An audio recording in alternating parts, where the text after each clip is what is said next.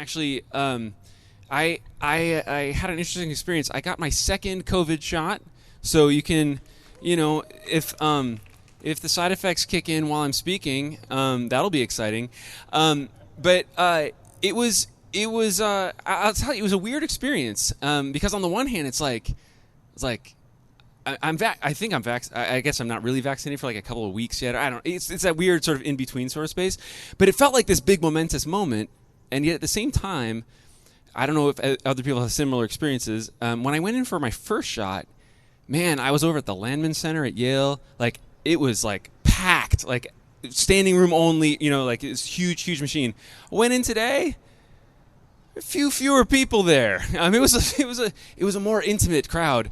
And it struck me that this is not uncommon in the way that life goes. So often, it's just sort of like the fireworks of rescue that get all the press, right? Like whether it's like that first shot in the arm, or like I don't know if you remember like the first shot, right? Like those pictures from the UK of like people getting COVID vaccines, or I think it was a nurse in Queens who got the first one in the United States.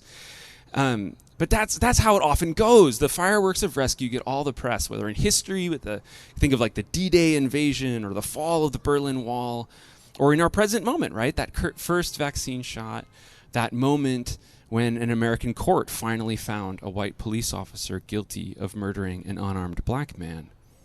These are the moments that grab the headlines. But it's what happens next that makes all the difference.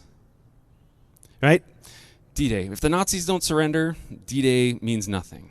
If Germany doesn't develop a thriving democracy, sometimes I'm actually sort of jealous of German democracy. If that doesn't happen, then the fall of the Berlin Wall means nothing. It's what comes next that makes all the difference. And what comes next is always less flashy. It's less likely to be memorialized in a Tom Hanks film.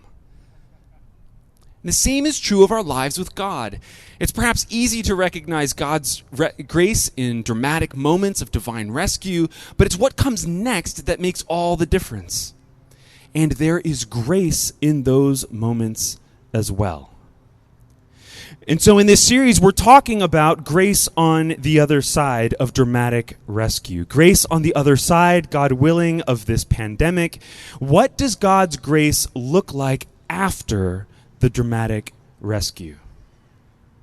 What should we be on the lookout for as we exit this season of drama and trauma, of flooded emergency rooms and flooded streets, of shots going into arms, saving life, and shots fired, taking life?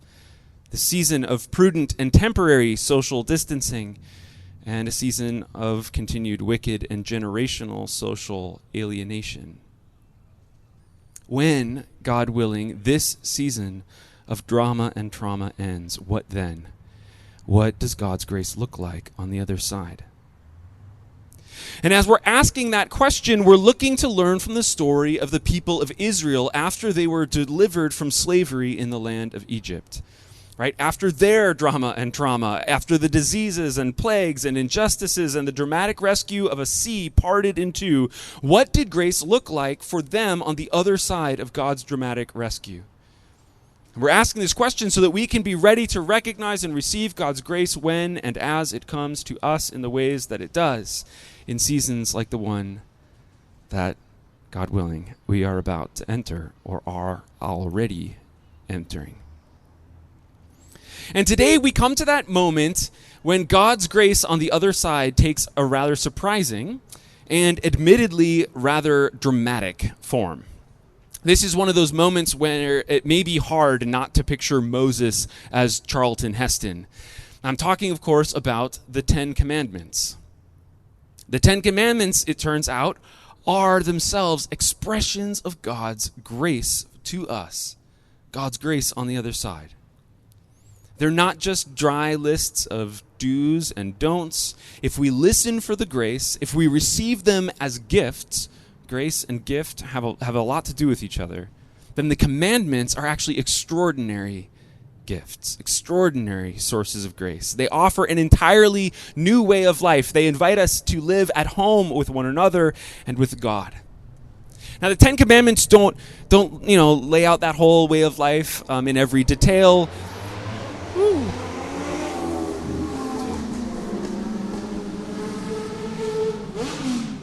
Enjoy the beauty of being outside when it's warm.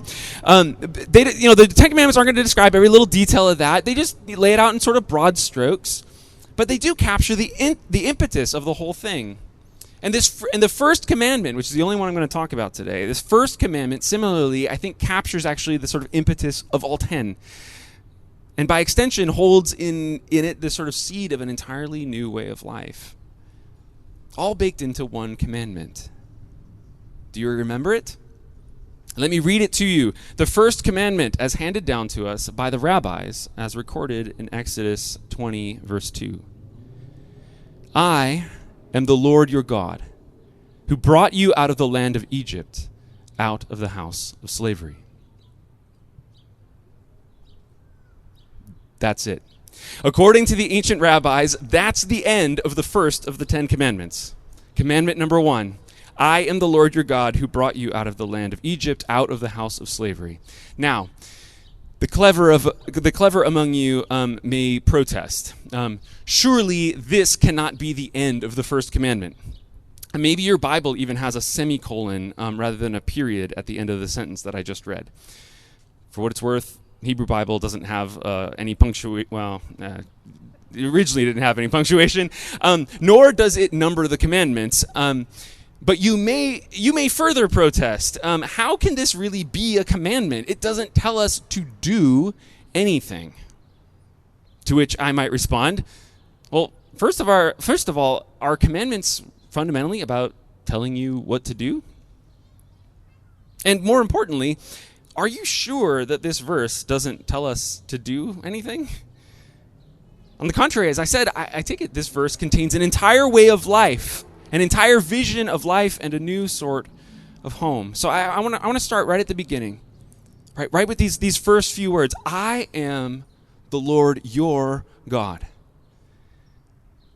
There's a whole personal relationship packed into these few words, right? The text isn't just providing information. It doesn't say Yahweh is the Lord or Yahweh is God in the third person. It doesn't just say I am the Lord in the abstract, like God's generic self-revelation to the world. Nor does it say Yahweh is the Lord your God, providing information relevant to your life, but just information nonetheless.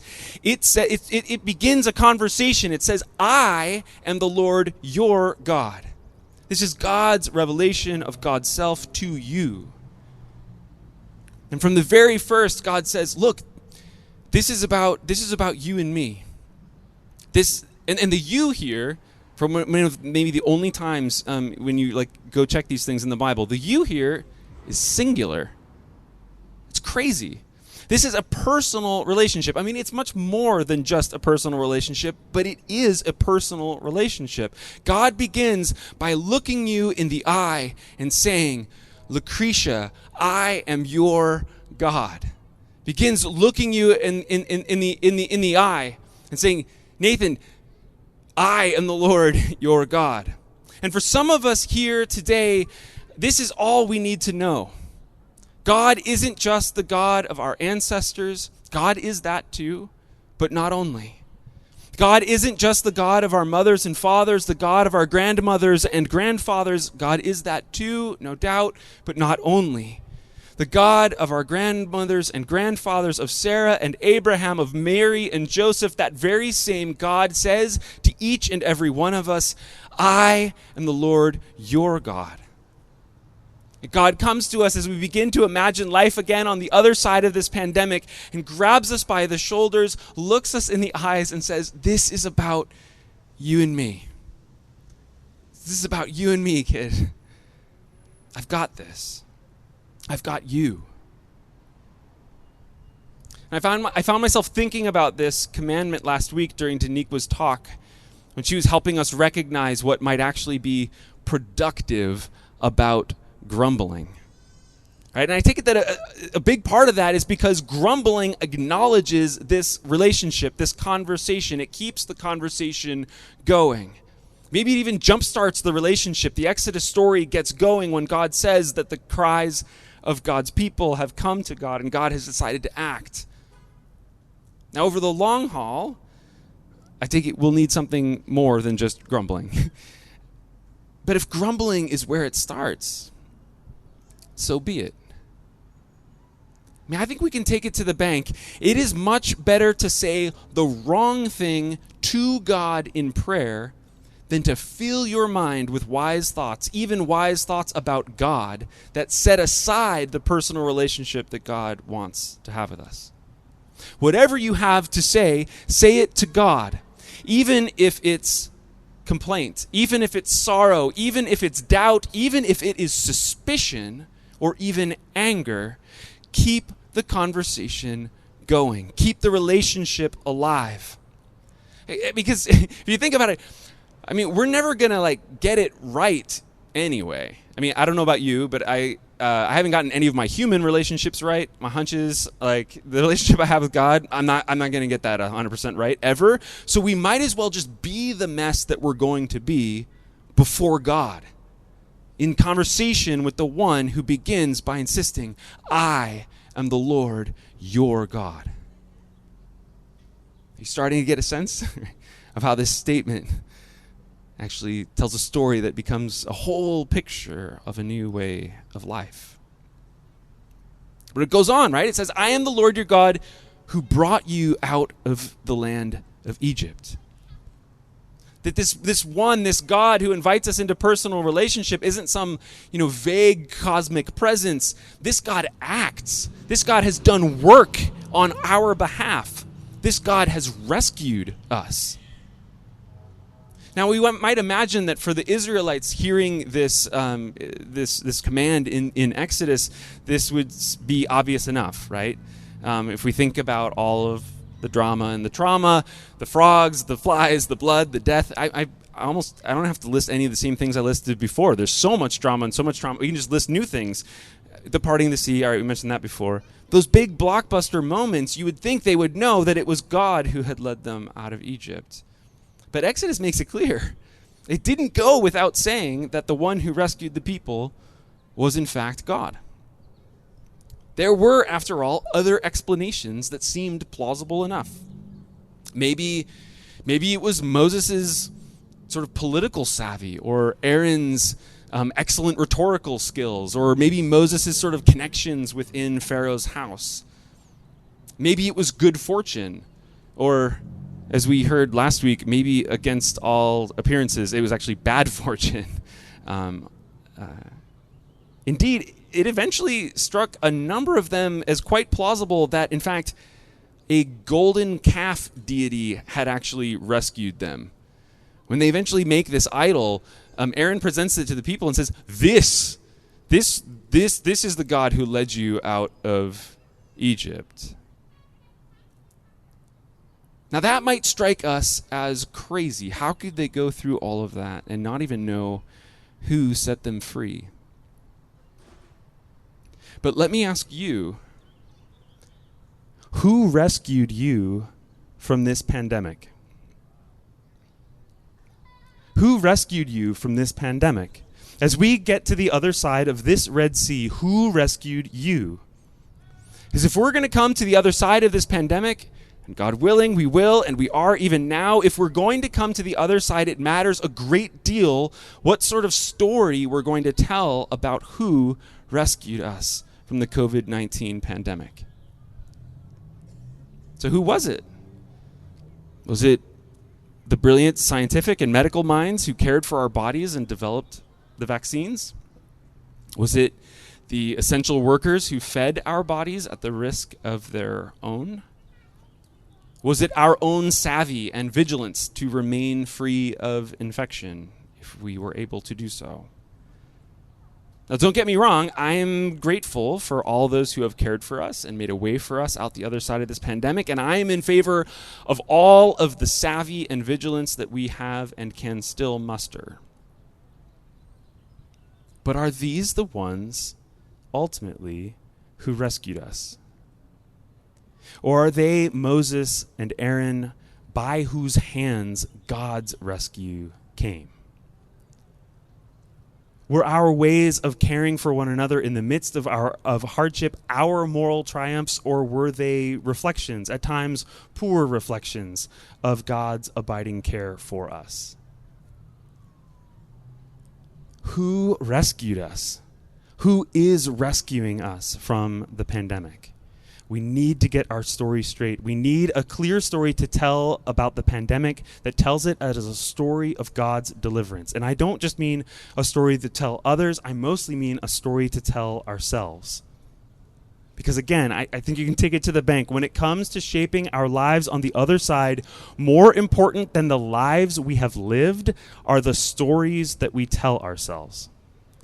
Because the drama, the trauma in your life, the events themselves are done and gone the moment they happen. They may take up residence in your body and linger with you for generations to come. But the story you tell yourself and retell yourself again and again, that is what is going to stick with you. It becomes the story that you live in. It shapes your imagination. It shapes your hopes. It makes you who you will become.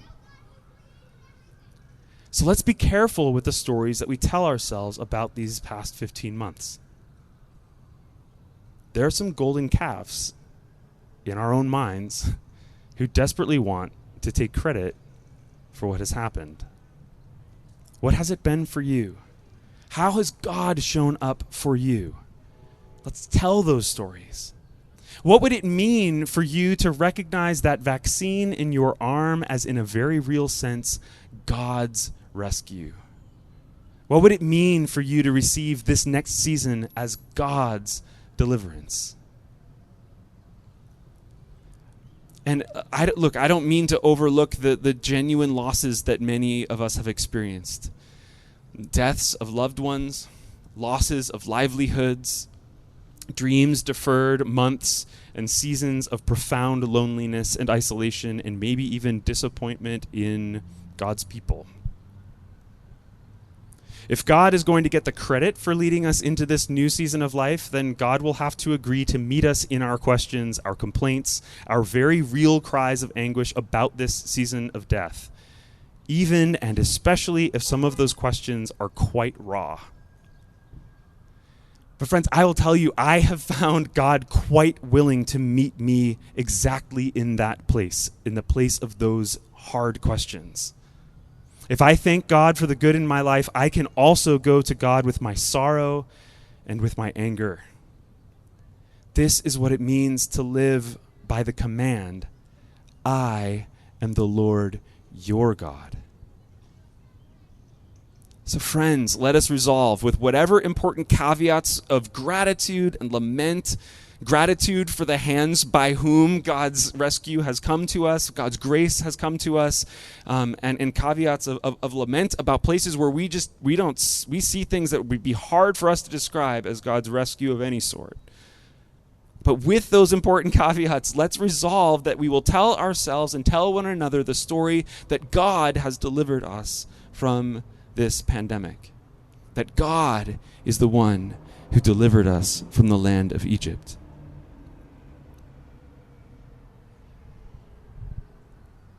Finally, as I said at the beginning, the text goes on to say, I am the Lord your God, who brought you out of the land of Egypt, out of the house of slavery.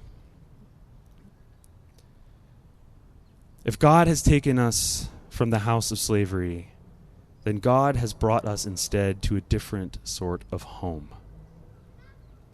God's rescue isn't just a no to whatever's wrong in the world. That would let whatever's wrong in the world be the first principle, and then God would be the second. That's not how the world and God work. Grace on the other side means not having the other side be a mere mirror reflection of the trauma that we've just experienced. If we live that way, our lives are still controlled by the trauma. As God leads God's people out of the house of slavery, God does not lead them into a mirror image of their servitude. For example, a world where they oppress as they have been oppressed. That would be a mere reversal of Egypt, still yielding to Pharaoh the right to define the terms, even in the negative. Nor is it a world where they live into wide open self-determination. that would be to misunderstand freedom and think that what freedom means is alienation from the very relationship that we talked about at the start. I am the Lord, your God. Rather, the invitation is to a life of dynamic relationship with the living God. Life at home with God and all of God's people in the healing balm of real home after a long season in the unhomed land of Egypt. The house of slavery was never truly home. Though the Israelites can be sort of perversely nostalgic for it, and perhaps there are times in our lives when we are perversely nostalgic for homes that were never home. In important ways, the pandemic, no doubt, has unhomed our homes. Our homes have gotten smaller and emptier. Once places busy with the activity of friends and family, they've become refuges from a world that we've learned to treat as dangerous, as a source of infection. For those with means, perhaps our homes have become fortresses of safety, retreats from the world, would-be personal paradises. I have to confess that in this season, it's true confession, I have watched way too much HDTV I'm seeing some nodding, over the last 15 months. It began as an excuse of like, well, I can't travel, I can travel on the television. I really can't commend that to you as like a good trade-off. But I'll tell you what it definitely was for me. It was a steady stream of unhomed home. Home as a private, familial paradise. So-called private paradises are unhomed homes. That might be the sort of like ideal of home that we're walking out of this pandemic with. These homes get right that home should be a place of safety, but they draw and maintain too firm a boundary. And the front door becomes a virtual drawbridge and the lawn a moat. Good at keeping others out, equally good at keeping us in. We probably can tell by now there's a rather thin line between a private paradise and a personal prison. Suffice it to say, that's not home. No matter how desirable the TV realtor makes it look, no matter how many 6- and 7-figure sums the wealthy spend for them, that, whether the reality of that or just it's taking up residence in our minds as an ideal, that is the house of slavery from which God wants to rescue us. And for some of us, the pandemic has most of all revealed how unhomed our ideals of home may always have been. That's a new one. Home as a respite from a dangerous world. When we start to think about home as a respite from a dangerous world full of those people, whoever those people may be. We didn't need COVID to have a distorted picture of home like that, but COVID may have helped us realize just how distorted our picture of home has always been. Grace on the other side looks like allowing God to rehome our homes that COVID and our broken imaginations have long torn apart. And it looks like God's invitation. Grace on the other side looks like God's invitation to live at home with God, and through being at home with God, being at home with the people of God and all people, with the entirety of God's good creation. It looks like only when and as it is safe to do so, but it ultimately will look like open doors, open arms, homes and lives open to receive what God has for us, new homes in place of the house of slavery, the houses of slavery from which we've been rescued. I am looking forward to being in one another's homes again, having many of you in our home. So today there are three rather straightforward, I take it, invitations. The first is the most fundamental, relationship with God. And I mean that sort of hands on the shoulders, eye-to-eye relationship that God wants to have with you. If you want to start that relationship today, there are any number of people here, anybody who's marked as a prayer minister, any of the pastoral staff around here, we would love to pray for you. The second invitation would be this. What specific story do you need to tell about how God has rescued you from the pandemic? Some of you are still wrestling with that, and you're sort of like, I mean, I guess, like God, like, created the people who created the policies, or I mean, that's fine. Like, work it through. But I think it's going to be important to us to have worked out that story to tell ourselves.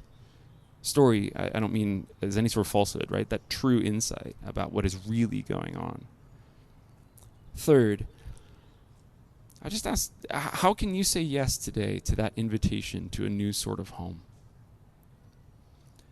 How has COVID caused you to distort your home, your house, your apartment, the building where you live?